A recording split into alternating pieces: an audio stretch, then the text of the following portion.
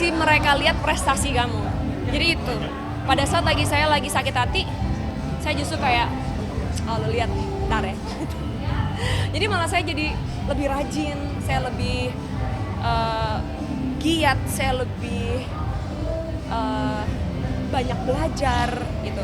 Tapi kan maksudnya tidak semua orang bisa kan gitu. Tidak semua orang pada akhirnya punya mental atau punya privilege yang didukung sama keluarga gitu. Makanya kenapa tadi saya bilang nih anak-anaknya lagi dikecam sama orang, yang mbok tolong yang jadi support sistemnya justru harus naikin mental mereka gitu. Nah makanya karena itu saya mikir oh berarti nih saya takutnya gini loh Mbak, saya pernah banyak banget kejadian apalagi zaman sekarang ya, saya ngeliat anak-anak kecil yang dibully tuh commit suicide, saya tuh like jadi waktu itu tuh kayak oke, kalau memang tidak ada orang yang berani untuk ngomong saat itu atau negur atau bela, ya let me be the first one gitu. Makanya kenapa paling nggak dengan itu mereka tahu bahwa masih ada satu orang dewasa lain yang waras istilahnya, yang menghargai hasil kerja keras mereka gitu. Dan puji Tuhannya ya setelah itu kan pada akhirnya orang lain juga kasih komentar positif. Ya sebenarnya sih kalau pencapaian, kalau award sih menurut saya ya pastinya berterima kasih gitu kan, pastinya berterima kasih.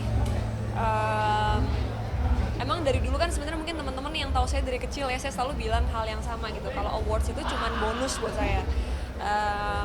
Dapat bersyukur, nggak dapat juga bersyukur gitu. Jadi ya apa ya, kayak ya udah nambah satu atau masa nambah dua yang kemarin, puji Tuhan gitu kan.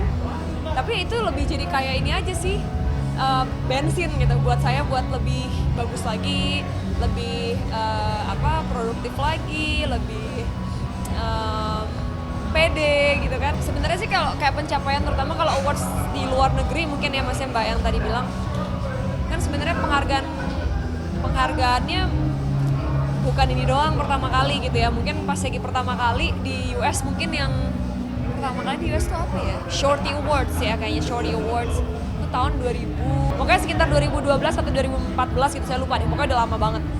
Habis itu iHeartRadio ya kan awards di US, terus kayak gitu yang ini. Jadi ya gimana ya, rasanya udah seneng, cuman ya udah oke, it's another award, oke, what's next gitu.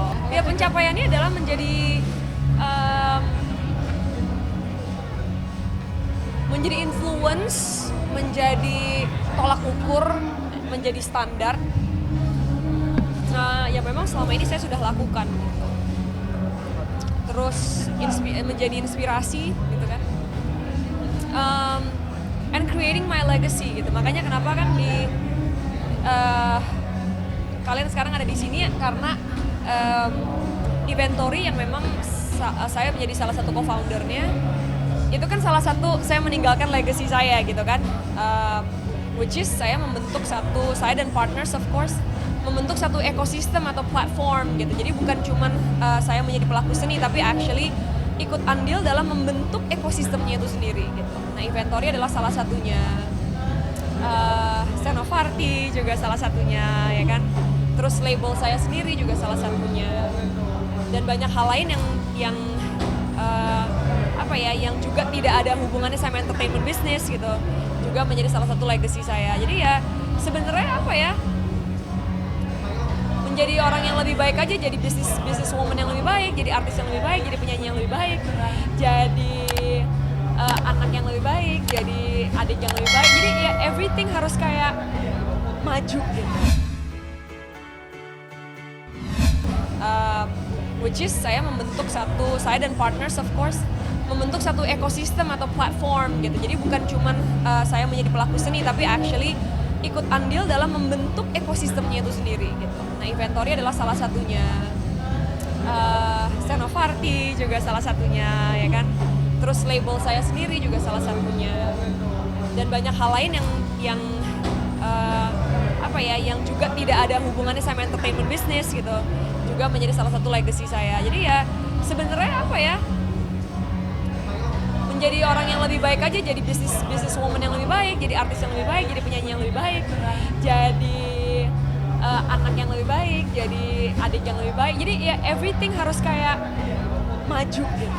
Nggak tentu ya, kadang-kadang ada yang nggak istirahatnya gitu, ada kadang-kadang bisa berbulan-bulan nggak ada, ya, maksudnya kayak istirahatnya ya paling kita mungkin kalau istirahat mungkin karena saya orangnya quality time ya, jadi mungkin ya saya sama teman-teman saya atau saya sama pacar saya ya paling kayak ke pantai atau melakukan hal-hal normal sebagai kayak manusia biasa gitu yang nggak ada hubungannya sama kerjaan, atau lock out dari social media. Dan saya sering banget lakuin itu, lock out dari social media, sering banget saya lakuin. Mungkin teman-teman nggak tahu ya karena nggak pernah ini kan, tapi kan kebetulan Instagram saya juga ada yang ngurusin gitu kan, saya nggak ngerasa perlu harus di social media terus gitu. Udah habis bersyukur, berdoa, thank you God, terus udah balik lagi ke rutinitas biasa gitu. Bakal stay di Indonesia atau seperti apa? Kenapa? Bakal stay di Indonesia atau seperti apa? Apanya, sorry? Bakal stay di Indonesia atau seperti apa? Oh enggak, cuman ini doang, karena ada beberapa project ya, termasuk project yang bukan di entertainment gitu loh. Jadi makanya kenapa terus masuk, salah satunya kan ulang tahun ini juga. Jadi banyak project di belakang layar yang emang saya mesti selesain. Cuman paling sekitar 2 mingguan lagi lah, terus udah gitu saya balik. Kalau itu sebenarnya awal saya udah sebenarnya sempat cerita juga sih buat di YouTube Inventory juga. Awalnya itu karena saya udah sempat ngeliat, tapi kan saya biasanya paling gak suka ngurusin orang ya Mbak ya. Jadi kalau kayak gitu, tahu gitu kan, aware. Tapi saya nggak pernah mau ikut campur gitu, karena menurut saya kayak bukan ranah saya, bukan tempat saya. Tapi terus habis itu salah satu dancer dan koreografer saya ada post itu. Oke nih, apa nih? Kayaknya caught my attention. Saya buka, ternyata ya saya baru lihat kan, kejadiannya seperti ini. Tapi yang sebenarnya membuat saya bersuara adalah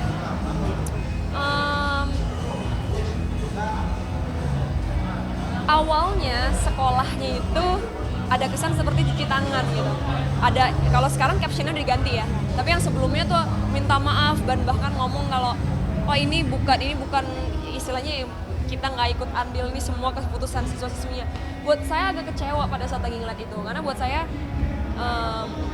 sekolah itu harusnya menjadi salah satu support system yang selain keluarga ya kan, selain rumah, anak-anak itu yang sekolah menghabiskan banyak waktunya di sekolah. Artinya sekolah itu harusnya menjadi support system.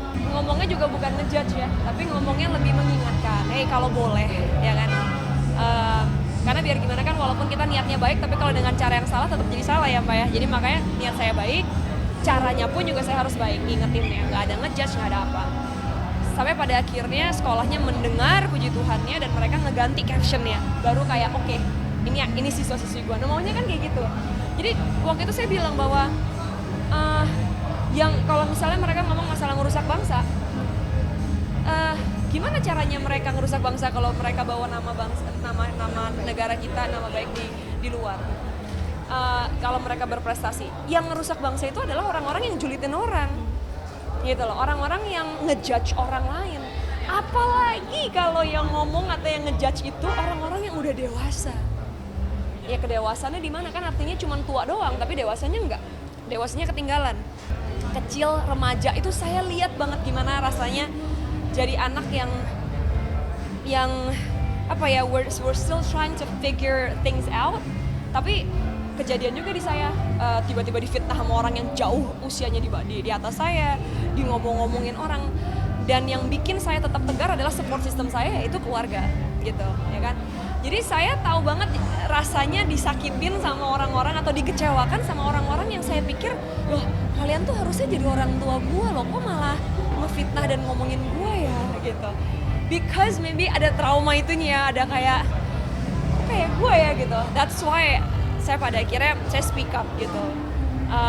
Dan ya puji Tuhannya ya katanya mereka setelah itu komentar-komentarnya kemudian menjadi positif ya pada saat lagi saya tulis itu.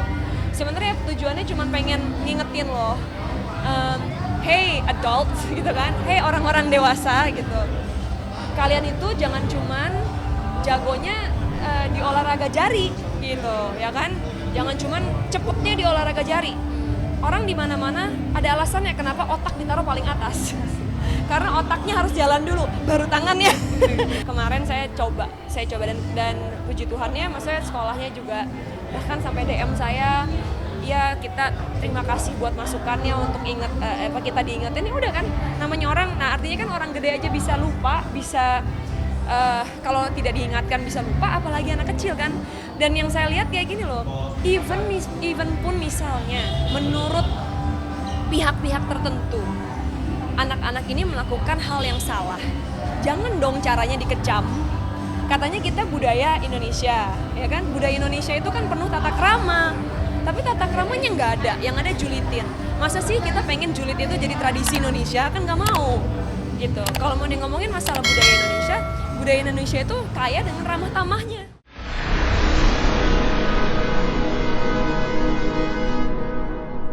Jadi jangan lupa untuk subscribe Cumi Cumi. Ditekan ya tombol lonceng merahnya.